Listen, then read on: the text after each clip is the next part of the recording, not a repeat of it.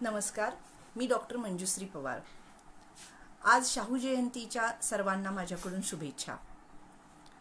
खरं म्हणजे आपण आज दिवसभर कोरोनाचा जरी प्रभाव काही महिने असला तरी सुद्धा शाहूमय झालेलो आहोत आणि वेगवेगळ्या अंगाने शाहूंच्या कार्याची महती आपण पसरवत आहोत, जाणून घेत आहोत शाहूंच्या कार्याला। मला असं वाटतंय की आधुनिक महाराष्ट्राच्या जडणघडणीमध्ये ज्या काही महान स्त्री पुरुषांचा सहभाग होता आणि ज्यांच्यामुळे आधुनिक महाराष्ट्राची जडणघडण झाली, जो महाराष्ट्राचा एक जागृततेचा काळ होता, त्यामध्ये शाहू महाराजांचं नाव हे अग्रक्रमानं घ्यावं लागेल। शाहू महाराजांच्या असेल किंवा फुले शाहू आंबेडकर या तिघांच्याही जयंतीच्या निमित्तानं वेगवेगळ्या प्रसंगी आपण त्यांच्या कार्याचं स्मरण करतो। खरं म्हणजे मला असं वाटतं की दरवर्षी आमच्यासारखे अनेक अभ्यासक कार्यकर्ते हे काम करत आलेले आहेत, पण दरवर्षी याची गरज का भासावी?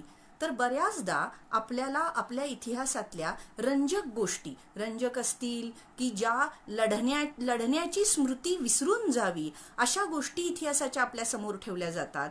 तर त्यापेक्षा आपल्याला सर्वसामान्य लोकांना जगण्याचं बळ मिळावं, आपली लढण्याची उर्मी जागृत व्हावी, अशा प्रकारचा इतिहास समोर ठेवणं हे फार मोठी आत्ताची गरज आहे। आणि त्यामुळं फुले शाहू आंबेडकर या तिघांचंही कार्य वेगवेगळ्या निमित्तानं वारंवार आपण समोर ठेवणं, त्याचं परिशीलन करणं ही आजची गरज निर्माण झाली आहे। आणि म्हणून आज शाहू जयंतीच्या निमित्तानं आपण त्यांच्या कार्याचा आढावा घेत आहोत। मला असं वाटतंय की शाहू महाराजांचं आपण जेव्हा या त्रयीमध्ये नाव घेतो त्यावेळेला त्यांचं एक वेगळेपण मला जाणवतं। ते म्हणजे महात्मा फुले आणि डॉक्टर बाबासाहेब आंबेडकर हे दोघंही, हे दोन्हीही सुधारक हे सामान्य वर्गातून जन्मले होते। त्यामुळं त्यांना जातीयतेचे चटके बसले होते, त्यांना जातीय अवहेलना त्यांनी सहन केलेली होती। डॉक्टर बाबासाहेब आंबेडकरांनी तर अक्षरशः विषारी अशा प्रकारची अवहेलना, जहरी अशी अवहेलना त्यांनी सहन केली होती आणि त्यातून ते घडलेले होते। तर शाहू महाराजांचं वेगळेपण हे आहे की एक राजा म्हणजे सरंजामी व्यवस्थेमध्ये असणारा, पुरुषसत्ताक व्यवस्थेमध्ये शोषक वर्गामध्ये जन्मून तो शोषित वर्गासाठी आपलं पूर्ण आयुष्य खर्ची घालतो, असा हा देशातलाच नव्हे, महाराष्ट्रातलाच नव्हे तर देशातला हा एकमेव राजा होता असं मला वाटतं। म्हणजे महाराष्ट्रामध्ये महात्मा फुलेंनी जे समतेचं बीज पेरलं, जे ज्ञानाचं बीज पेरलं, ती परंपरा शाहू महाराजांनी खंडित न होऊ देता पुढे चालू ठेवली। महात्मा फुलेंनी सत्यशोधक चळवळीच्या माध्यमातून नव्या आचारविचारांची एक पर्यायी संस्कृती उभी केली। या पर्यायी संस्कृतीला अधिक फुलवण्याचं काम शाहू महाराजांनी केलं। आता शाहू महाराजांच्या काळामध्ये आणखीन एक प्रवाह येऊन मिसळला होता, तो म्हणजे स्वातंत्र्य चळवळीचा। त्यामुळं ब्रिटिश सत्तेच्या शृंखला, त्याची ती लक्ष्मण रेषा न ओलांडता हा मांडलिक राजा आपल्या संस्थानासाठी अद्वितीय असं काम करतो आणि आपल्या संस्थानाला हा राष्ट्रीय पातळीवर नेऊन ठेवतो। ही खरंच खूप मोठी अभिमानाची गोष्ट आहे।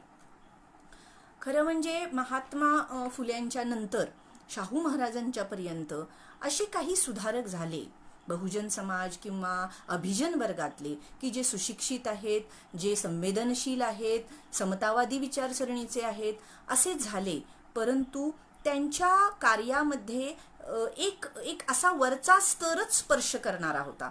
म्हणजे त्यांचं कार्य हे हॉरिझॉन्टल होतं, समाजाच्या वरच्या वर्गाला स्पर्श करणारं होतं, पण शाहू महाराजांचं कार्य हे व्हर्टिकल होतं, समाजातल्या सर्व थरांना स्पर्श करणारं असं त्यांचं कार्य होतं।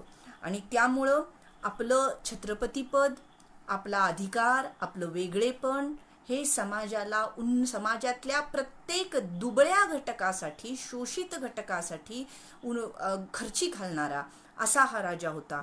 मग तो दुबळा घटक कधी मागासवर्गीय असेल, दलित वर्ग असेल, भटका विमुक्त असेल, कामगार असेल, शेतकरी असेल किंवा स्त्रिया असतील।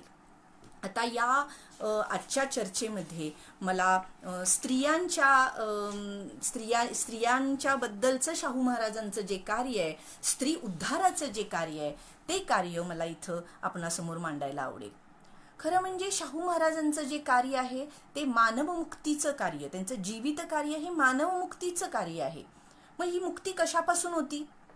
तर ही मुक्ती होती गुलामगिरीपासून, वर्णवर्चस्ववादापासून, ही मुक्ती होती संकुचिततेपासून आणि अज्ञानापासून.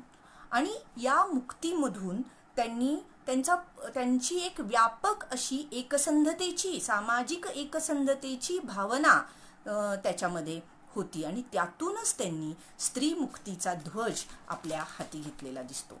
आता जेव्हा आपण म्हणतो की स्त्री मुक्ती आणि शाहू महाराज, त्यावेळेला आजचे स्त्री मुक्तीचे सर्व निकष आपण शाहू महाराजांच्या स्त्री उद्धाराला लावू शकत नाही. मला इथं थोडंसं स्पष्टीकरण मला इथं द्यायचं आहे, आणि ते म्हणजे स्त्री मुक्ती आणि स्त्री उद्धार ह्यामध्ये थोडा फरक आहे. त्यामध्ये आपल्या स्त्री उद्धारामध्ये स्त्रीची सर्व प्रकारच्या दास्यत्वातून मुक्तता, स्त्रीची अवहेलनेतून मुक्तता, गुलामगिरीतून मुक्तता अपेक्षित आहे. परंतु स्त्रीची जी काही कर्तव्य आहेत, स्त्रीची जी काही जडणघडण आहे ती नाकारण्यात आलेली नाही. स्त्रीची मूलभूत संरचनेला तिच्या आव्हान देण्यात आलेलं नसतं. हा स्त्री उद्धार. त्यामुळे स्त्री मुक्तीचे सगळे निकष आपण शाहू काळातल्या स्त्री उद्धाराला लावू शकत नाही. पण आपला भारतासारखा देश, की ज्या देशामध्ये आपल्याला राज्यकर्त्या वर्गापासून ते पुरोहित वर्गापर्यंत, सर्वसामान्यांपासून इतिहास लेखकांपर्यंत कोणीही लिंगभावात्मक श्रेष्ठत्वातून मुक्त नाही, आणि भारतासारखा देश की जिथं धर्माचा, परंपरेचा पगडा प्रचंड आहे, जिथं स्त्री दास्य सनातन आहे, अशा देशामध्ये स्त्री उद्धारच स्त्री मुक्तीचं महाद्वार असतो. त्यामुळे आपण त्या काळातल्या स्त्री उद्धाराला कमी लेखून चालणार नाही. जेव्हा आपण शाहू महाराजांच्या स्त्री मुक्तीच्या कार्याकडे बघतो त्यावेळेला मला असं वाटतंय की जागतिक पातळीवर ते कुठं बसतं हे पण आपण थोडंसं बघितलं पाहिजे. स्त्री मुक्तीचे जे जागतिक स्तरावरचे जे काही अनेक स्तर आहेत, त्यामधला जे काही आपण विचार करतो की काही 4 दृष्टिकोन, त्याच्यामध्ये उदारमतवादी दृष्टिकोन, मार्क्सवादी दृष्टिकोन, त्याचबरोबर जहाल स्त्रीवादी दृष्टिकोन आणि समाजवादी दृष्टिकोन. शाहू महाराजांचं कार्य जर आपण बघितलं तर ते उदारमतवादी दृष्टिकोनामध्ये ते बसतं. आणि भारताच्या दृष्टिकोनातून जर विचार केला तर कालखंडाचे भाग पडतात. पहिला भारताचा स्त्रीमुक्तीचा कालखंड म्हणजे पुरुष सुधारकांनी केलेला स्त्रीदास्य विमोचनाचा कालखंड.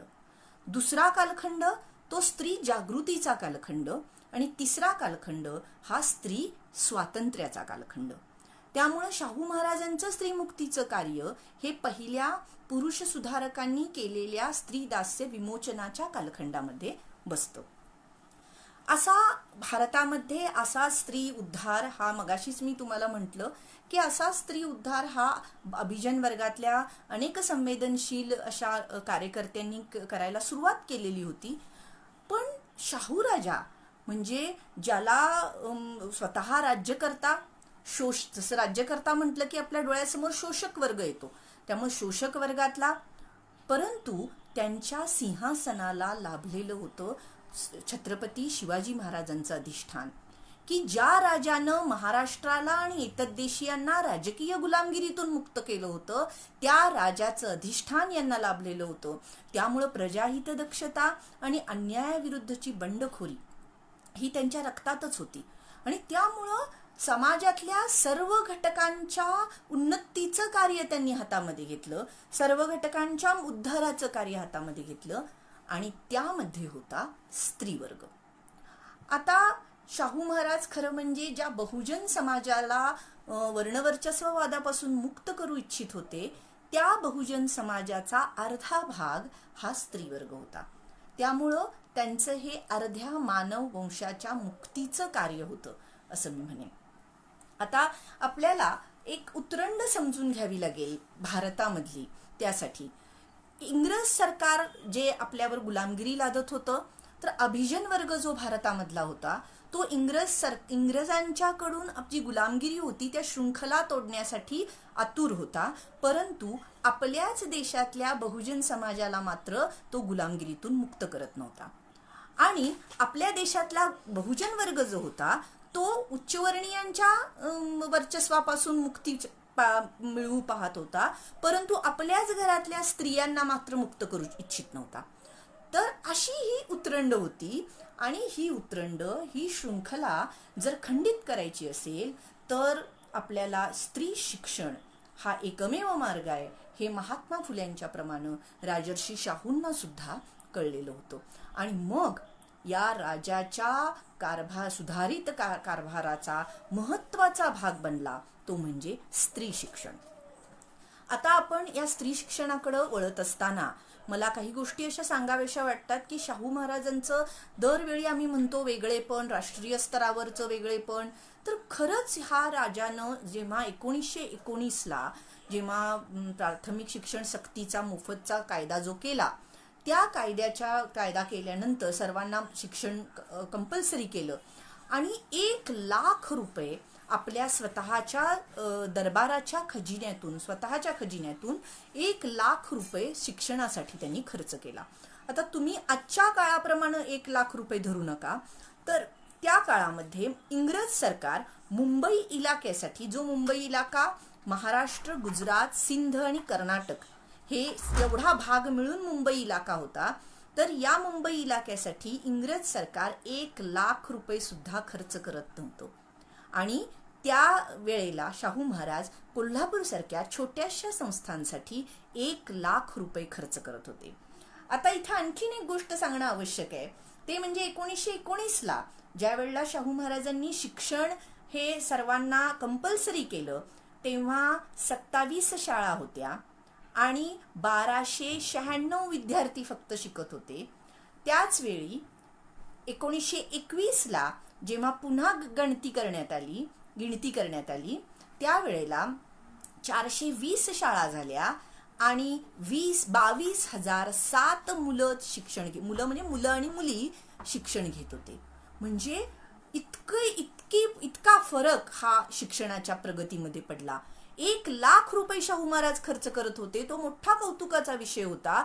1921ला केवळ 4 वर्षामध्ये शाहू महाराजांना 3,00,000 रुपये खर्च करावे लागले.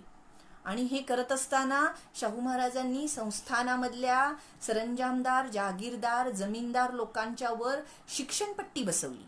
त्यांच्या उत्पन्नावर 10 आणि 20% शिक्षणपट्टी बसवली की जी इकडे शिक्षणावर खर्च होत होती. राज्यामधले जे सावकार आहेत, जे वकील, डॉक्टर आणि वरिष्ठ अधिकारी आहेत, या सगळ्यांवर शिक्षण कर, उत्पन्नावर त्यांच्या शिक्षण कर बसवला. म्हणजे असं सर्व प्रकारचे उत्पन्न ही शिक्षणाकडे वळवून शिक्षणावर भर दिला. त्यामध्ये स्त्री शिक्षण होतं. आता याचं महत्व आपल्याला आणखीन कळेल जेव्हा मी तुम्हाला हे सांगेन की मुंबई प्रांताचे जे शिक्षण मंत्री होते परांजपे, त्या परांजपेंनी मुंबई सरकारला म्हणजे ब्रिटिश सरकारला हे निक्षून सांगितलेलं होतं की शिक्षण सक्तीचं आणि मोफत करणं हे अव्यवहार्य आहे, अशक्य आहे आणि ते कल्पना आहे ती, असं त्यांनी सांगितलेलं असताना म्हणजे मुंबई सरकार इंग्रज सरकारचे शिक्षण मंत्री हे जेव्हा सरकारला सांगतात की ही गोष्ट अव्यवहार्य आहे, तेव्हा शाहू महाराज आपल्या संस्थानामध्ये ती यशस्वी करून दाखवतात. आणि हे सगळं सांगण्याचा मागचा मुद्दा म्हणजे त्यामध्ये होतं स्त्री शिक्षण. स्त्री शिक्षणावर शाहू महाराजांनी खूप भर दिलेला आहे. त्यामध्ये सुद्धा त्यांना लक्षात, शाहू महाराजांचं एक वैशिष्ट्य असं आहे की समाजाची बदल स्वीकारण्याची क्षमता ही त्यांना पूर्णपणे माहीत होती. एकदमच जर सगळ्या शाळा मुलींच्या एकत्र केल्या तर कदाचित सर्व जाती एकत्र येणार नाहीत आणि मग आपल्या मागासलेल्या जाती वर्गांच्या मुलींना शिकता येणार नाही. म्हणून चांभार आणि ढोर मुलींसाठी त्यांनी वेगळ्या शाळा काढल्या. डोंगरी आणि मागास भागामधल्या मुलींच्यासाठी वेगळ्या शाळा काढल्या. अत्यंत अभिनव असे उपक्रम सुरू केले. त्यातला एक म्हणजे त्यांनी ज्या मुलींची चांगली प्रगती होते त्या शिक्षकांना बक्षिसं सुरू केली. त्याचबरोबर प्रौढ शिक्षणाकडे त्यांचं लक्ष गेलेलं आपल्याला दिसतं की त्यात सुद्धा विशेष म्हणजे मागास वर्गातील प्रौढ स्त्रिया, अभिजन वर्गातील नव्हे तर मागास वर्गातील प्रौढ स्त्रियांना त्यांनी 1919ला हुकूम काढला की ज्या स्त्रियांना शिकण्याची इच्छा आहे त्यांची दरबाराकडून राहण्या जेवण्याची सोय करण्यात येईल.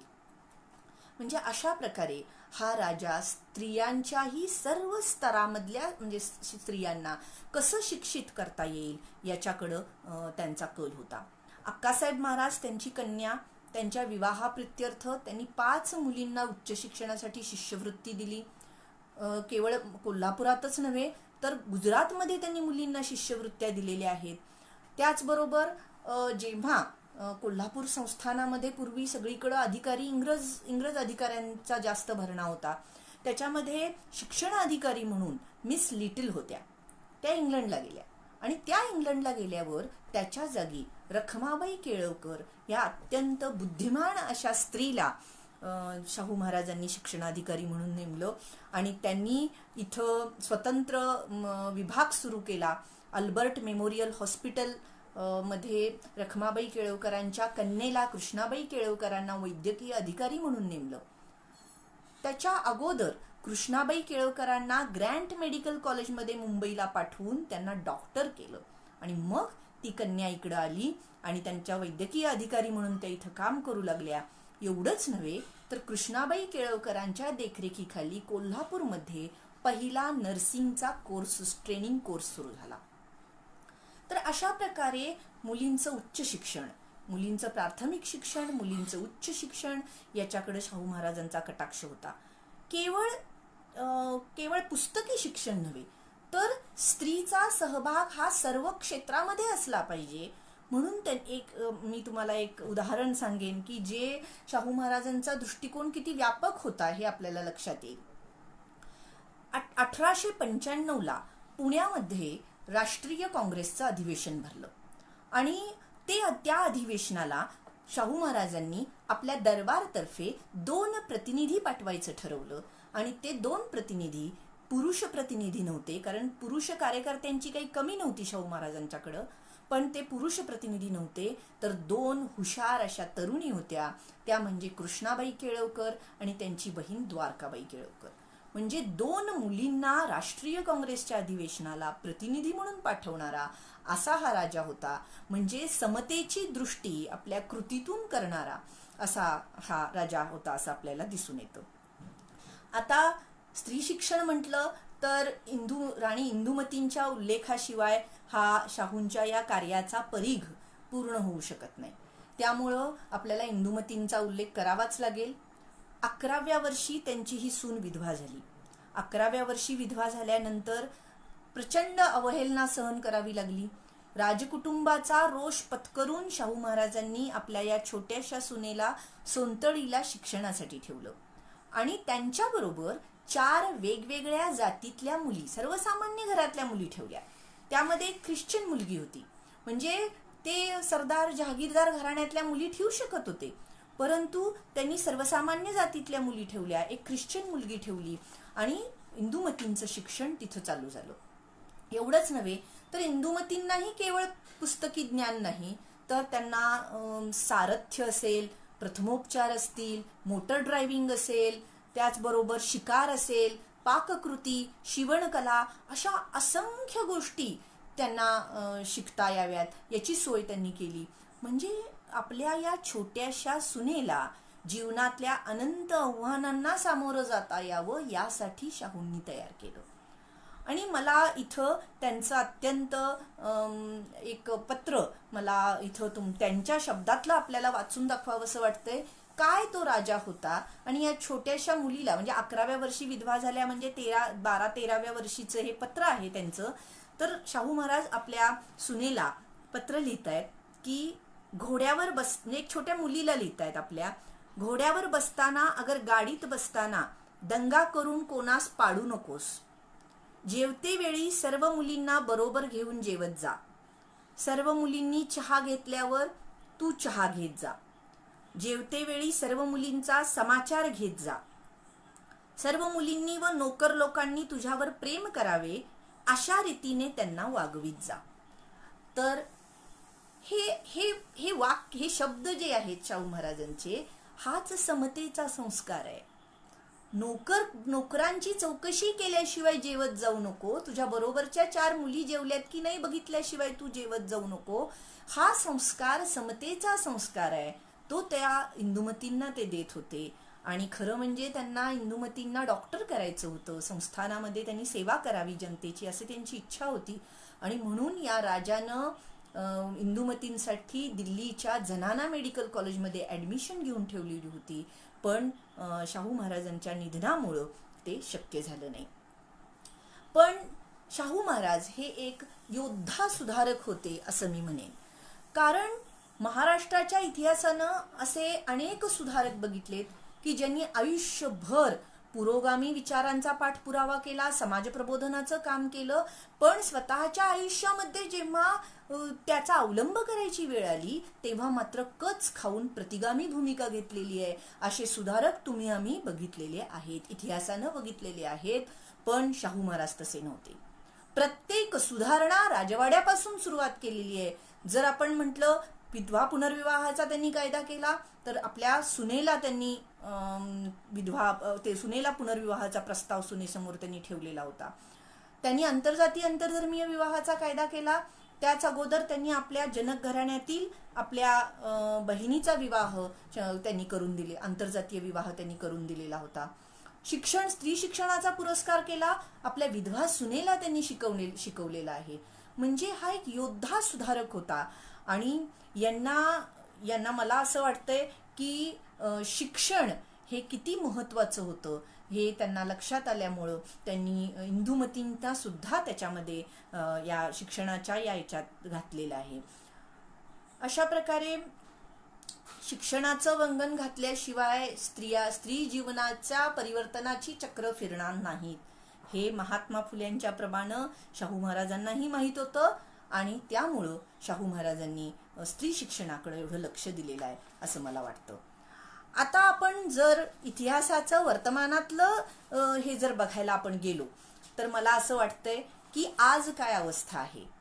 आज शाहू महाराजांनी त्या काळामध्ये राधाबाई सूर्यवंशी, ताराबाई खानोलकर अशा बहुजन समाजातल्या मुली निवडून ते उच्च शिक्षणासाठी बाहेर पाठवायचे.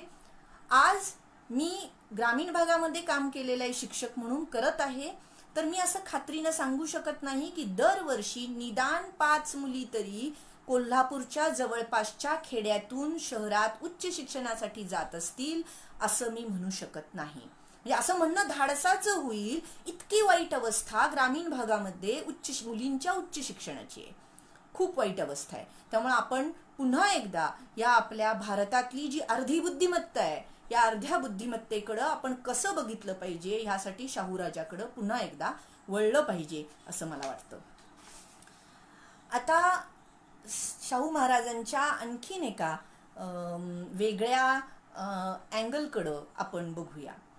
स्त्रीला जर माणूस म्हणून जगण्याचा अधिकार द्यायचा असेल तर केवळ शिक्षण देऊन चालणार नाही, तर तिला कायद्याचं हत्यार दिलं पाहिजे, जगण्यासाठी कायद्याचं हत्यार दिलं पाहिजे आणि तिचं संरक्षण झालं पाहिजे हे त्यांना लक्षात आलं. आणि त्यामुळं त्यांनी आपल्या राजदंडाचा वापर हा स्त्री दास्य विमोचनाचे कायदे करून केला.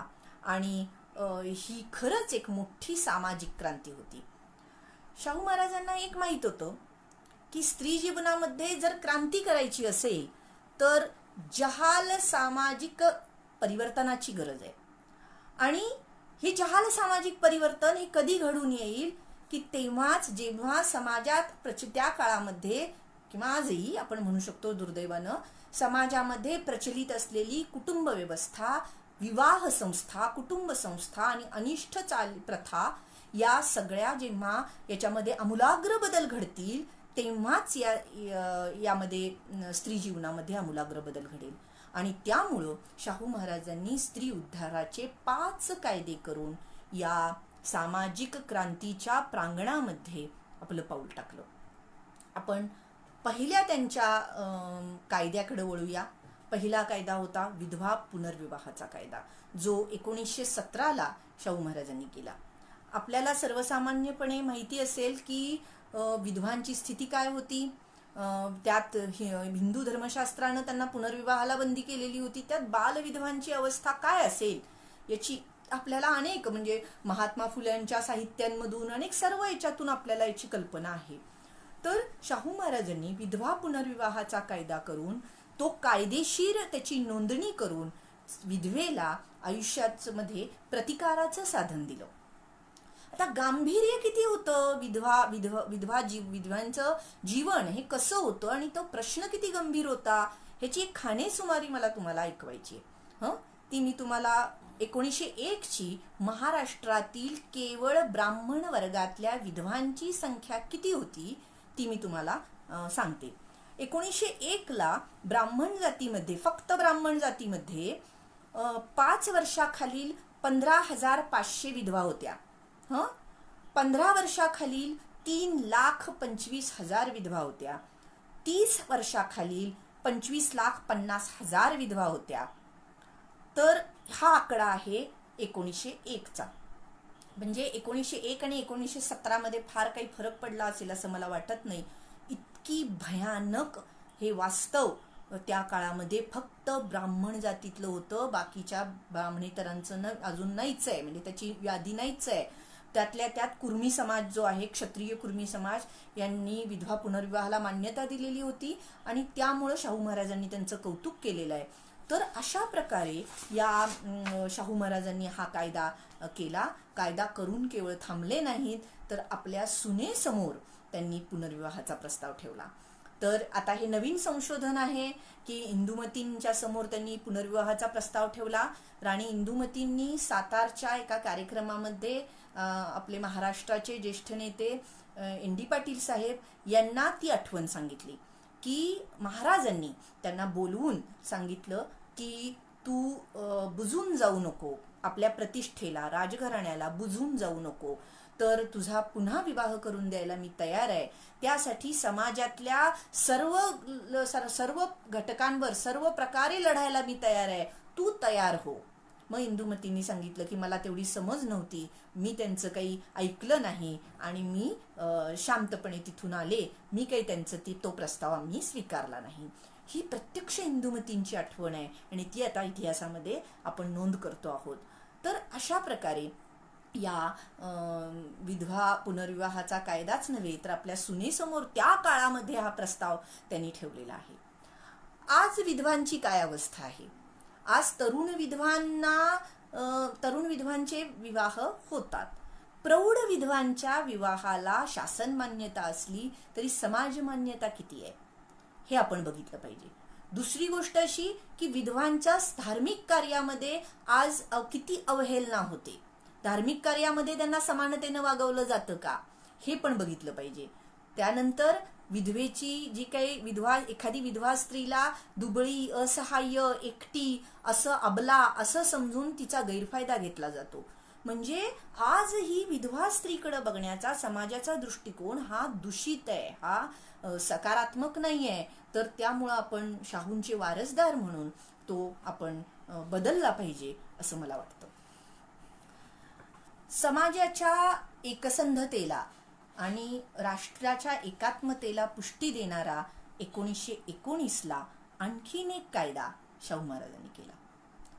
तो होता आंतरजातीय आंतरधर्मीय विवाह कायदा. आता खरं म्हणजे यामध्ये एकाच दगडात शाहू महाराजांनी 2 पक्षी मारलेले आहेत. एक म्हणजे जातीयतेचा विळखा नष्ट करणारा आणि दुसरं स्त्रीला स्वातंत्र्य देणारा. कसं तर त्या काळातली परिस्थिती बघा कशी होती. आपण त्या काळातली परिस्थिती पार्श्वभूमी बघितल्याशिवाय आपल्याला शाहूंच्या कार्याची महत्ता आपल्याला कळत नाही. त्यावेळेला 1918 ला मध्यवर्ती कायदे मंडळामध्ये विठ्ठलबाई पटेलांनी संमती वयाचं बिल मांडलेलं होतं. त्या बिलामध्ये वधूचं वय लग्नाचं 12 केलं. वधूचं 12 वय केल्यानंतर टिळक, मदन मोहन मालवीय, शंकराचार्य या सर्व सनातनी विचारांच्या नेत्यांनी प्रचंड विरोध केला आणि बाबू अरविंद घोष, रवींद्रनाथ टागोर, लाला लजपत राय यासारख्या सुधारक विचारांच्या नेत्यांनी बाजू घेतली. अशा प्रकारे राष्ट्रीय पातळीवर सुधारक आणि सनातनी यांच्यामधला संघर्ष जोरदार धारदार बनलेला असताना शाहू महाराजांनी एकच वर्ष 1818 ला हे बिल वर्षभर गदारोळ चालू होता. 1918 ला आणि 1919 ला शाहू महाराजांनी आंतरजातीय आंतरधर्मीय विवाह कायदा केला आणि त्या कायद्यामध्ये वधूचं वय हे 14 केलं. म्हणजे 12 वय केलेलं असताना जर देशात गदारोळ माजला होता, या राजानं वधूचं वय 14 केलं. त्याप्रमाणे आपल्याला आश्चर्य वाटेल की शाहू महाराजांनी हा कायदा करण्या अगोदर आंतरजातीय आंतरधर्मीय विवाह हा अनैतिक मानला जात होता, अवैध मानला जात होता. त्यांच्यातून होणारी संतती ही अनैतिक अनौरस मानली जात होती. आणि सगळं हे शाहू महाराजांनी काढून टाकून ही पूर्णपणे कायदेशीर विवाह केला, ती संतती औरस केली. आणि शाहू महाराजांनी हे जे केलेलं आहे ह्याला आणखीन एक म्हणजे इंग्रज सरकारनं 1891ला हा प्रयत्न केला. मुलीचं वय 12 केलं. लगेच टिळकांसारख्या सगळ्या लोकांनी प्रचंड गदारोळ केला. इंग्रज सरकारने एक पाऊल मागं घेतलं. त्यामुळं मला असं वाटतंय की शाहू महाराजांचं हे पाऊल म्हणजे स्त्री स्वातंत्र्यासाठीचं अत्यंत महत्त्वाचं पाऊल होतं. कारण त्यातले कलम हे अत्यंत महत्त्वाचं आहे. ते कलम होतं की ज्या मुलीला 18 वर्ष पूर्ण झालेली आहेत त्या मुलीला आपला जोडीदार निवडण्यासाठी पालकांच्या परवानगीची गरज नाही. म्हणजे इतकं क्रांतिकारक कलम शाहू महाराजांनी या कायद्यामध्ये घातलं आणि स्त्री स्वातंत्र्याचं सद्वार खुलं करून दिलं. स्त्रियांना त्यांचा जोडीदार निवडण्याचं स्वातंत्र्य त्यांना दिलं. तेव्हा मला असं वाटतंय की शाहू महाराजांचे हे कायदे केवळ कायदे नव्हते, तर शाहू महाराजांचं कार्य हे त्या काळातल्या उजव्या मूलतत्ववादी तथाकथित राष्ट्रवादी अशा चळवळीला किंवा तशा नेत्यांना विरोध करणारं, त्या चळवळीला न मानवणारं असं होतं. त्यामुळं त्या तथाकथित राष्ट्रवादी चळवळ जी मूलतत्ववादी लोक होते त्यांचा मूलतत्ववाद आणि शाहूंचा कार्यवाद याचा संघर्ष झालेला दिसतो महाराष्ट्रात. आणि पुढं त्याचे पडसाद तुम्हाला माहित आहे काही अभ्यासकांना की पुढं त्याचे पडसाद महाराष्ट्राच्या राजकीय पटलावर पडलेले आपल्याला दिसतात. तर अशा प्रकारे स्त्री स्वातंत्र्याचं ऐलान करणारा असा हा कायदा शाहू महाराजांनी केला, जो आपल्या भारत सरकारनं 1955ला हिंदू मॅरेज ऍक्ट खाली मुलीला हे स्वातंत्र्य दिलं की 18 वर्षानंतर तुला जोडीदार निवडण्याचं पूर्ण स्वातंत्र्य आहे. आणि एवढंच करून महाराज थांबले नाहीत, तर आपल्या मगाशी मी तुम्हाला म्हटलं जनक घराण्यातली त्यांची बहीण चंद्रप्रभाबाई त्यांचा विवाह त्यांनी आंतरजातीय विवाह त्यांनी करून दिला. आज काय अवस्था आहे? आज मी स्वतः अशा संस्थांमध्ये काम करते. आजही आंतरजातीय आंतरधर्मीय विवाह केला म्हणून त्या मुलामुलींना जीव मारलं जातं. त्यांनी लग्न केल्यानंतर सुद्धा त्यांना शोधून काढून त्यांचा जीव घेतला जातो. अशा अवस्थेत आजही आपण आहोत. आजही आपण मुलीचा 18 वर्षानंतरचा हा शाहू महाराजांनी दिलेला अधिकार आपण तिच्या हातात द्यायला तयार नाही आहोत. मी ज्या ठिकाणी काम करते शिक्षकाचं, तर कोल्हापूरपासून 25 किलोमीटरच्या खेड्यामधली एक गोष्ट मला इथं सांगावीशी वाटते. म्हणजे आपण शाहू महाराजांचा जय जयकार करत असताना आपण किती त्यांच्या मागं आहोत हे लक्षात येतंय की त्या खेडेगावामध्ये एक बॅनर लागलं. त्या एका कन्येच्या पित्यानं लावलेलं होतं. ते बॅनर असं होतं की त्या कन्येनं 18 वर्ष पूर्ण झाल्यानंतर तिनं आपल्या आवडीचा जोडीदार निवडून लग्न केलं होतं. ते घरच्यांना पसंत नव्हतं, म्हणून त्यांनी ती आम्हाला मेलेली आहे म्हणून श्रद्धांजलीचं स्वर्गीय म्हणून तिचं पोस्टर गावामध्ये मोठं लावलेलं आणि ते आम्हाला बघायला मिळालं. आणि त्या मुलीच्या फोटोवर फुली मारली होती आणि ही आम्हाला मेलेली आहे श्रद्धांजली असं म्हणून. किती वाईट गोष्ट आहे ही. म्हणजे याच्यासारखं दुर्दैव दुसरं नाही की शाहू महाराजांच्या नगरीमध्ये आजही ह्या गोष्टी होत आहेत. त्यामुळं आपण पुन्हा एकदा दुर्दैव आहे आपलं की आपल्याला पुन्हा इतिहासाकडून धडे घ्यावे लागतायत आणि इतिहासाकडे बघावं लागतंय. स्त्रीला माणूस म्हणून जगण्याचा अधिकार देणारा आणखीन एक कायदा शाहू महाराजांनी केला. तो अत्यंत महत्वाचा आहे आणि तो कायदा म्हणजे घरगुती छळ प्रतिबंधक कायदा, जो भारत सरकारला करायला 2005 साल उजडावं लागलं. आणि डोमेस्टिक व्हायलन्स ऍक्ट या नावानं भारत सरकारनं तो कायदा केला.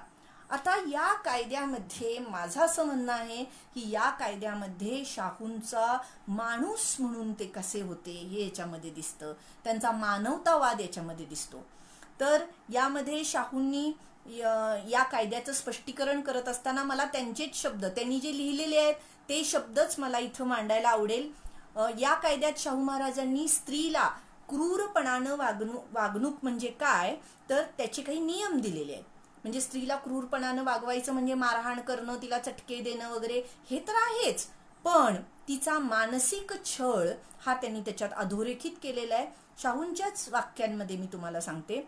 शाहू महाराज म्हणतात या कायद्यात शाहू महाराज म्हणतात क्रूरपणाची वागणूक म्हणजे काय तर क्रूरपणाची वागणूक म्हणजे जिच्या योगाने अयोग्य प्रकारची अनावश्यक शारीरिक दुःख अगर पीडा उत्पन्न होते, अगर जिच्या योगाने प्रकृतीस इजा होण्यासारखे मानसिक क्लेश होतात, अगर जिच्या योगाने प्रकृतीस शारीरिक मानसिक इजा होण्यासारखी भीती उत्पन्न होते. लक्षात घ्या, अगदी बारीक या प्रत्येक वाक्याकडे जर आपण लक्ष दिलं, शारीरिक मानसिक इजा होते किंवा शारीरिक मानसिक इजा होण्यासारखी भीती उत्पन्न कोणीतरी करतंय, हा सुद्धा गुन्हा आहे. तर असं शाहू महाराजांनी यात म्हटलंय. त्यांनी मेंटल टॉर्चरला फार महत्व दिलेलं आहे.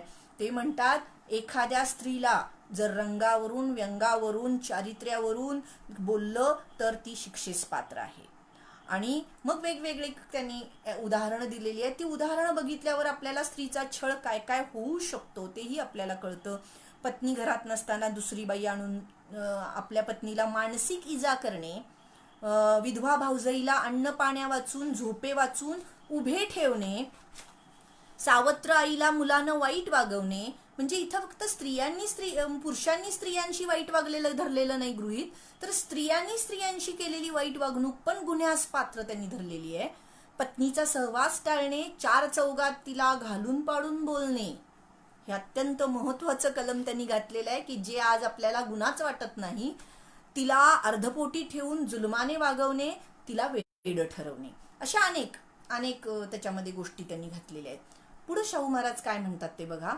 स्त्रियांसंबंधी क्रूरपणाच्या वागणुकीचे असे अनेक प्रकार आहेत की जे उघडपणे अपराध यात बसत नाहीत. शाहू महाराज म्हणतायत, ते म्हणतायत इंडियन पिनल कोडचा अंमल त्यावर चालत नाही, पण हे अपराध कधी कधी इतके दुष्ट असतात की स्त्रीला आपला जन्म नकोसा वाटू लागतो. म्हणजे तो शाहू राजा, तो मुळात पुरुष, त्याच्या घरात कुणी अत्याचार केलेले नाहीत. म्हणजे त्याच्या घरामधल्या स्त्रिया, राजघराण्यातल्या स्त्रिया, त्यानं सर्वसामान्य स्त्रीचे अत्याचार कुठं बघितलेत, पण तरी सुद्धा शाहू महाराज म्हणतात की ते अपराध इतके दुष्ट असतात की स्त्रीला आपलं जगणं नकोसं करतात. आणि आज काय मेंटल टॉर्चर ही जगराहाटी आहे. त्या स्त्रीच्या घरातल्यांना तर वाटत असतं की हे काय जगराहाटी आहे, हे काय, त्याची तक्रार काय करायची. तर त्यासाठी शाहू महाराजांनी शिक्षा केलेली आहे सक्त मजुरीची आणि 200 रुपये दंड त्या काळातला. म्हणजे त्या काळामध्ये शिक्षकाला 8 रुपये पगार होता, त्याचा हिशेब केला तर आजचे 3 लाख रुपये एका वेळी दंड. आणि जर पुन्हा गुन्हा केला तर दंड डबल. आणि हा कायदा लागू होता सर्व हिंदी प्रजेसाठी. हिंदू नव्हे, सर्व हिंदी प्रजेसाठी लागू होता. आता इथं मला 2 गोष्टी आपणासमोर मांडायच्या आहेत. ते म्हणजे शाहू महाराजांचा दृष्टिकोन हा कसा व्यापक होता आणि त्यांना कसं माहीत होतं की मी मगाशी म्हटलं तसं समाजाची ऍक्सेप्टन्स कपॅसिटी त्यांना माहीत होती. तर ते काय म्हणतायत की या कायद्याची कलम ही माझ्या शाहू महाराजांची वाक्य आहेत की या कायद्याची कलम माझ्या मागासलेल्या वर्गाला आणि अशिक्षित समाजाला जास्त कडक वाटतील, पण शिक्षणाच्या सुपरिणामावरच केवळ आपण अवलंबून राहिलो तर स्त्री वर्गाची स्थिती सुधारण्याचे काम फारच मंद गतीने चालेल. म्हणजे केवळ शिक्षणाच्या वर भरोसा ठेवायला ते तयार नाहीत. ते म्हणतात त्यासाठी कायदे पाहिजेत, तरच स्त्रीच्या जीवनात स्थिती सुधारेल. त्याचबरोबर आणखीन एक वाक्य आहे, लाख मोलाचं असं ते वाक्य आहे शाहू महाराजांचं. ते आपण सर्व स्त्रियांनी त्यांना त्रिवार वंदन करावं, असं ते वाक्य आहे. शाहू महाराज म्हणतात की कायद्यानं स्त्रीवर दुष्ट परिणाम प्रत्यक्ष घडून येण्याची वाट पाहू नये. कायद्यानं स्त्रीला की दुष्ट परिणाम घडून आल्यावर कायद्यानं काम करायचं नसतंय, तर ते घडून येण्याच्या आधी त्यानं केलं पाहिजे. दुष्ट परिणाम घडून येण्याची वाट बघत बसू नये, असं वाक्य आहे शाहू महाराजांचं. म्हणजे असा हा मातृहृदयाचा राजा आपल्याला लाभला होता. आज तर आहे मेंटल टॉर्चर, पण अगदीच आत्ताची स्थितीबद्दल बोलायचं झालं तर आज जगभरामध्ये लॉकडाऊनमुळं जी स्त्रियांची जी आज घरामध्ये मानसिक त्यांचं टॉर्चर, मेंटल टॉर्चर जे चालू आहे, त्यांची जी काही आता त्या गुदमरून जात आहेत ह्या सगळ्या ह्याच्यामध्ये, त्यांना घरगुती छळाला सामोरं जावं लागलंय. तर याच्याबद्दल काय कुठं आहे? याबद्दल काही आज जर शाहूराजा असता तर आज एक नवीन हुकूम निघाला असता आणि त्यांनी या लॉकडाऊनच्या काळातल्या मेंटल आणि फिजिकल टॉर्चर बद्दल त्यांनी शिक्षा जाहीर केल्या असत्या. तर अशा प्रकारे या शाहूराजांनी आपल्या खूप प्रगत असे कायदे त्यांच्या काळाच्या मानाने आणि आत्ताच्या काळाच्या मानानेही केलेले आहेत. मला असं वाटतं की त्यांचं लक्ष हे स्त्रीवर्गातलं शिक्षण, स्त्रीवर्गामधला तिचा मानसिक छळ हे सगळीकडे होतच. पण त्या स्त्रीवर्गातलाही खालचा वर्ग कोणता होता? त्या स्त्रीवर्गातलाही उपेक्षित वर्ग कोणता होता? तर तो होता देवदासी, जोगतिनी, भावीन. हा जो वर्ग होता त्या देवदासी स्त्रिया, जोगतिनी, भाविनी स्त्रिया ज्या होत्या, त्यांची समाजामध्ये जी काही शोषण होत होतं, देवाच्या नावाखाली शोषण होत होतं, ते थांबवण्यासाठी या राजानं 1919ला जोगतिनी, भाविनी या देवदासी विरुद्धचा कायदा केला, या प्रथेविरुद्धचा कायदा केला. आणि यांना या प्रथेमध्ये काही अधिकार मिळायचे, ते देवाचे काही म्हणजे मिळायचं, ते हक्क मिळायचे, ते काढून टाकले शाहू महाराजांनी. आणि या स्त्रियांना आपल्या वडिलोपार्जित संपत्तीतला कुठलाही हिस्सा मिळायचा नाही, तो शाहू महाराजांनी मिळवून दिला या कायद्यानं. आणि या स्त्रियांना सन्मानानं जगण्याचं एक साधन दिलं. हा कायदा जो आहे, हा शाहूंनी एक वाक्य त्याच्यामध्ये म्हटलेलं आहे या कायद्याबद्दल. ते म्हणतात, it's an open and gross scandal, असं याबद्दल स्कॅन्डल असं त्यांनी याला म्हटलेलं आहे. हा कायदा त्यांनी इंग्लिशमध्ये पण केला आहे, मराठीमध्ये पण केलेला आहे. आणि आत्ता हा जो कायदा आहे, या कायद्याबद्दल आत्ताचा जर विचार केला तर जे काही कर्नाटक आणि केरळमध्ये जे कायदा आहे याबद्दलचा रूल्स बनवले गेले, महाराष्ट्र सरकारनं कायदा केलेला आहे, परंतु कायदा केला असला तरी सुद्धा 1905ला केलाय, पण कायदा केला असला तरी सुद्धा त्याचे रूल्स बनवले गेलेले नाही आहेत. त्या कार्यकर्त्यांशी चर्चा केली तर अजूनही कुठलीच स्पष्टता महाराष्ट्रातल्या देवदासी प्रथा काढून टाकण्यासाठी नाही आहे. कार्यकर्ते आपापल्या स्तरावरच काम करतायत, अशी अवस्था आज या प्रथेबद्दल आहे. आता मला आणखीन एक कायदा सांगून आपण थांबूया, की मला असं वाटतंय की स्त्रीच्या स्वातंत्र्य देणारे तर कायदे महाराजांनी केलेच. स्त्री संरक्षणाचा जो कायदा होता त्यामध्ये घरगुती छळ प्रतिबंधक कायदा केला, पण आणखीन एक क्रांतिकारक कायदा शाहू महाराजांनी केला, तो म्हणजे घटस्फोटाचा कायदा, म्हणजे काडीमोड कायदा 1919ला शाहू महाराजांनी केलेला आहे. आणि तो स्त्रीच्या मुक्तीचा खोलवर विचार करून त्यांनी केलेला आहे. जसा जोडीदार निवडण्याचं स्वातंत्र्य त्यांनी तिला दिलं, तसं नको असलेल्या जोडीदारापासून सुटका करून घेण्याचं स्वातंत्र्यही त्यांनी त्या स्त्रीला दिलं. म्हणजे जर तो मानसिक शारीरिक दुखापत करत असेल, नवऱ्याला महारोग असेल, नवरा वेडा असेल, नवरा नपुंसक असेल, किंवा पत्नीचा अधिक काळ त्यानं त्याग केला असेल, तर ती पत्नी त्याला सोडू शकते. आणि या कायद्यामध्ये एक महत्वाचा आणखीन एक त्यांनी हे घातलेलं आहे ते म्हणजे त्यावेळची जी काडीमोड पद्धत जातपंचायतीच्या लहरीवर अवलंबून असायची. जी जातपंचायत पुरुष सत्ताक होती, पुरुषाच्या बाजूनच निर्णय देत होती, स्त्रीला कधीही न्याय मिळत नव्हता. त्यामुळे स्त्रीला जर घटस्फोट हवा असेल तर तो कधीही मिळायचा नाही, आयुष्यभर अत्याचार सहन करावा लागत होता. तर ही पद्धत त्यांनी बंद केली. म्हणजे जातपंचायतीच्या लहरीवर चालणारी काडीमोड पद्धत त्यांनी बंद करून टाकली. आता इथं सुद्धा आपल्याला शाहूंचे शब्द इथं मी तुम्हाला प्रत्यक्ष त्यांचे शब्द सांगते. शाहू महाराज म्हणतात, फार फार पुढचा विचार आहे, मला असं वाटतंय मराठा समाजाला हा आज पचवला पाहिजे. तर सर्व जातीमध्ये काडी मोडण्यासंबंधी बरीच ढिलाई आहे. ही ढिलाई अशीच चालू ठेवल्यास समाज सर्वस्वी नीतीभ्रष्ट होईल. विवाहविधी जो सुधारलेल्या समाजाचा पाया आहे तो अजिबात नाहीसा होईल.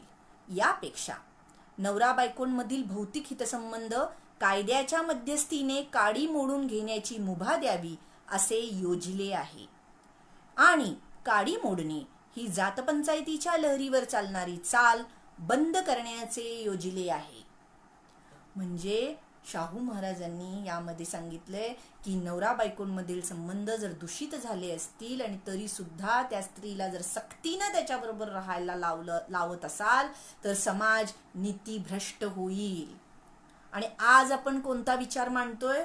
आज आपण की कसाही असला, दारू पिणारा असला, मारणारा असला, त्याच्याबरोबर पटत नसलं आयुष्यभर, त्याने कधी समजून घेतलं नसलं आयुष्यभर, तरी सुद्धा हाच नव्हे 7 जन्म त्याच्याबरोबर राहण्यासाठी आम्ही वडाला आज फेऱ्या मारतोय. अधिकारी स्त्रिया वडाला फेऱ्या मारतात.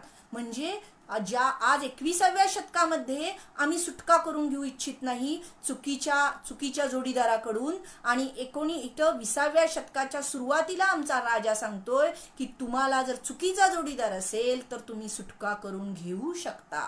तुम्हाला हत्यार दिलंय, अंधारातून जाताना तुमच्यावर अटॅक होईलच असं नाही, पण झाला तर हातामध्ये हत्यार आहे आणि ते हत्यार त्यांनी दिलेलं आहे असं मला वाटतं. तर अशा प्रकारे शाहू महाराज अत्यंत एका विचारवंताप्रमाणे इथं बोलतायत. 100 वर्षापूर्वी हे कायदे करणं ही किती मोठी गोष्ट होती, ही फारच अवघड गोष्ट होती. कोणत्या दिव्यातून शाहू महाराजांना जावं लागलं असेल याची कल्पना आपल्याला आत्ताची परिस्थिती बघता येते. ज्या ज्या गोष्टी अशा होत्या की त्या स्त्रीला दुखवू शकतात, त्या गोष्टी शाहू महाराजांनी हे केलेल्या आहेत, त्या गोष्टींवर शाहू महाराजांनी काम केलेलं आहे. मला असं वाटतंय की शाहू महाराजांचे हे कायदे इंग्रज सरकारहून अधिक प्रगत असून सुद्धा त्यांच्याकडे दुर्लक्ष केलं गेलंय. कायद्याने कधी बदल होतो काय असं म्हटलं म्हणून त्याचं महत्त्व कमी केलं जातं, पण कायद्याशिवायही बदल होत नाही. नाहीतर ह्या आपल्या आजच्या देशातल्या कायद्यांना महत्त्व नसतं, हेही आपल्याला लक्षात घेतलं पाहिजे. तर मला आणखीन एक फक्त मुद्दा मांडते मी, तो म्हणजे आपण शाहू महाराजांचं कार्य बघत असताना जागतिक पातळीवर काय चालू होतं हे जेव्हा बघतो तेव्हा या राजाची महानता अधिक आपल्याला कळते. दुसरं म्हणजे आम्ही केवळ उगाचच महान राजा म्हणत नाही, तर त्याला काही आपल्याला ठोस अशी कारणं आपल्याला द्यावी लागतात. तर मला असं वाटतं की शाहू महाराजांनी जे कायदे 1917 ते 1920 पर्यंत केले, म्हणजे अगदीच 20व्या शतकाच्या अगदीच सुरुवातीला केले. अमेरिकेत काय चाललं होतं, तर अमेरिकेमध्ये ह्यातले थोडे सुद्धा कायदे झाले नव्हते त्या काळात. आणि 1968 साल उजडावं लागलं. 1968 साली स्त्रियांसाठी मानवी हक्क नावाची संस्था स्थापन झाली आणि त्या संस्थेनं अशा प्रकारचे थोडे कायदे केले. त्यानंतर युरोपात काय चाललं होतं, युरोपात खरं म्हणजे 17व्या शतकामध्ये स्त्री जागृतीची चळवळ चालू झालेली होती, पण 17व्या शतकापासून 19व्या शतकापर्यंत या स्त्रियांना संघर्ष करताना, झगडताना, रस्त्यावर उतरताना शाहूंसारखा एकही मुक्तिदाता मिळालेला नव्हता. युरोपात कोण शाहू जन्माला आलेला नव्हता, त्यामुळे त्या स्त्रियांना असा कोण मुक्तिदाता मिळाला नाही. एक फक्त लेनिन, की रशियामध्ये लेनिननं रशियाच्या घटनेमध्ये राज्यक्रांतीनंतर एक घटस्फोटाचा कायदा केला, दुसरा गर्भपाताचा हे अधिकार देणारा कायदा केला. अगदी हे एकमेव उदाहरण. बाकी कोणत्याही राज्यकर्त्यानं अशा प्रकारचा कायदा युरोपात केलेला नाहीये. म्हणजे ज्या वेळी युरोपातल्या स्त्रिया ह्या कामाचे तास, कामाचे वेतन, समान वेतन, पुरुषाबरोबरचं समान वेतन आणि कामाच्या ठिकाणी बालसंगोपन ह्यासाठी झगडत होत्या, संघर्ष करत होत्या, त्यावेळेला आमचा हा राजा दुष्काळी कामावर काम करणाऱ्या कामगार स्त्रियांच्या तान्हुल्यांसाठी सरकारतर्फे पाळणाघर चालवत होता. आमच्यासारख्या शिक्षक, प्राध्यापक स्त्रियांच्या मुलांसाठी नव्हे, तर दुष्काळी कामावर असणाऱ्या कामगार स्त्रियांच्या 4,000 तान्हुल्यांना त्याचा उपयोग झालेला आहे. आणि सरकारतर्फे आयांची नेमणूक करत होता. तर तो पण महाराजांचा हुकूम वाचण्यासारखा आहे. तो देशातला एक पहिला सामाजिक प्रयोग आहे. तर हे इकडं चालू होतं. तिकडे युरोपात काय चालू होतं? युरोपात मार्क्स, एंगल्स, लेनिन यांची सैद्धांतिक मांडणी, त्यांची स्त्रियांचे समान हक्क, अधिकार याबद्दलची त्यांची मांडणी सैद्धांतिक होती. पण त्यांची सैद्धांतिक मांडणी आणि व्यावहारिक चौकट ह्याच्यामध्ये तफावत निर्माण झालेली होती, दरी निर्माण झालेली होती. ती दरी शाहू महाराजांनी इथं पडू दिलेली नाही. त्यामुळं युरोप, अमेरिकेत तर ही सकाळ उजडायला 1968 साल उजडावं लागलं. ते या राजानं 1910 नंतर ही प्रक्रिया सुरू केलेली आपल्याला दिसते.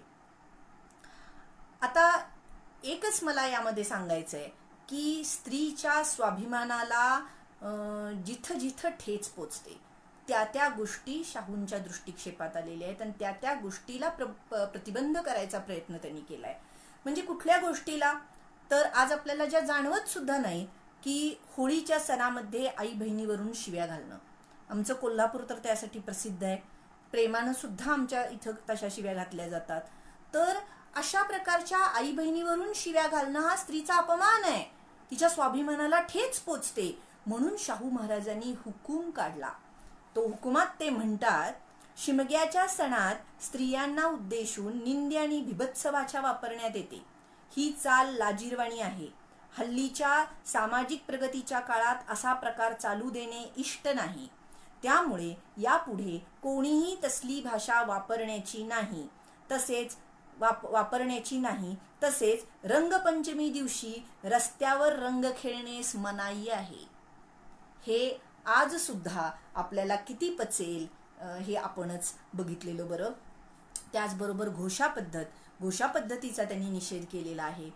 जो मराठा समाजामध्ये जास्त सन्मानपूर्वक हे केला जातो त्याचा निषेध करून ते म्हणतात की घोषामुळं स्त्रीचे वीरत्वाचे गुण नष्ट होतात. म्हणजे स्त्रीमध्ये वीरत्वाचे गुण असतात हे तरी आता समाजानं लक्षात घेतलं पाहिजे असं मला वाटतं. तर अशा प्रकारचा हा राजा की ज्या राजानं इंग्रजांपेक्षा प्रगत कायदे केले, ज्या राजानं युरोप आणि अमेरिकेच्याही अगोदर त्यानं स्त्रीच्या स्वातंत्र्याचा विचार केलेला आहे. तर असा हा एक द्वितीय असा राजा आपल्याला लाभला आणि वारंवार त्याच्या कार्याचं स्मरण आपल्याला करता येतं. फक्त दुर्दैव इतकंच आहे की पुन्हा पुन्हा तेच प्रश्न आपल्या समोर आहेत. म्हणजे आजही अंधश्रद्धा निर्मूलन समितीला प्रबोधन करावं लागतं की होळीच्या सणामध्ये शिव्या देऊ नका. म्हणजे त्याच प्रश्नांवर काम करावं लागतं. प्रत्येक गोष्टीसाठी शाहूंच्या कायद्याकडे वळून आपल्याला बघावं लागतं. तर ही परिस्थिती नक्कीच बदलेल. पण त्यासाठी पुन्हा पुन्हा आपल्याला महात्मा फुले, राजर्षी शाहू, डॉक्टर आंबेडकर यांच्या विचारांची उजळणी करण्याची आवश्यकता आहे असं मला वाटतं. आणि कार्ल मार्क्सनं म्हटलंय त्याप्रमाणे हे सगळं कशासाठी? शेवटी हे सगळं कशासाठी? तर एकच मुद्दा आहे, तो म्हणजे जुनं अविवेकी विषमतेवरचं जे जग आहे ते उद्ध्वस्त करण्यासाठी. धन्यवाद.